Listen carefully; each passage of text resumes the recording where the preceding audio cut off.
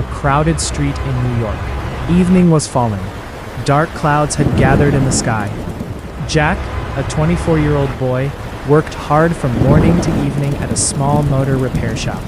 His hands always had oil stains, his clothes old but clean. The shop owner had let him off a bit early today because heavy rain was coming. Jack picked up his old, rusty bicycle and headed home, toward a small rented room where he lived with his sick mother.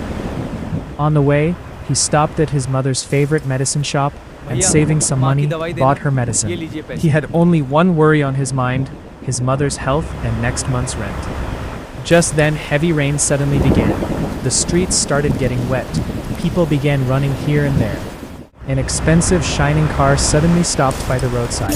Its tire had gone flat. A girl stepped out of the car, wearing a simple kurta and jeans, hair slightly messy, an old cloth bag in her hand. Her name was Grace, but she was far richer than she appeared.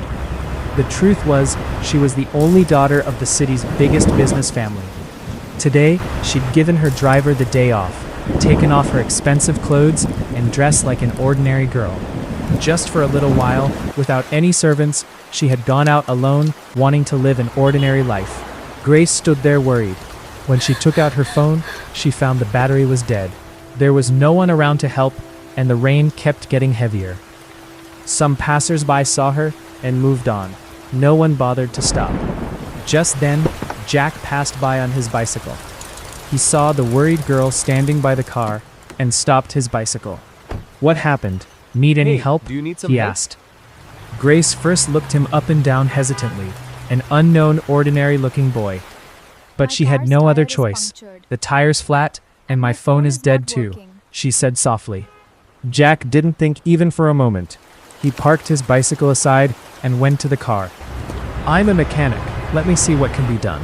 He took out some old tools from his small tool bag and, getting soaked in the rain without any complaint, got to work fixing the tire. Grace watched him from a distance. She found it strange. Such a stranger, without asking for anything, was getting drenched to help her. She had never seen anyone do this before. In her world, people only worked for money. About 20 minutes of hard work later, Jack changed the tire. His clothes were completely soaked. Hair stuck to his forehead. "Done? You can drive now," he said with a smile. Grace fumbled through her bag. "You should take something for this, please." Jack shook his head lightly. "I don't take money for helping in times of need. Besides, I'm getting late. I need to go home."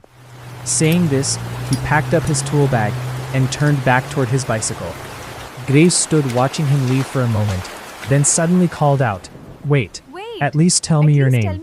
Jack turned back to look, raindrops running down his face. He just smiled and said, "Jack," and rode off on his bicycle, disappearing into the rain. Grace got into her car, but her mind was still stuck on that street. Sitting in the driver's seat, she looked out the window. The boy was gone, but he had left behind a strange feeling inside her. She didn't know that this was a meeting that would go on to change her entire life.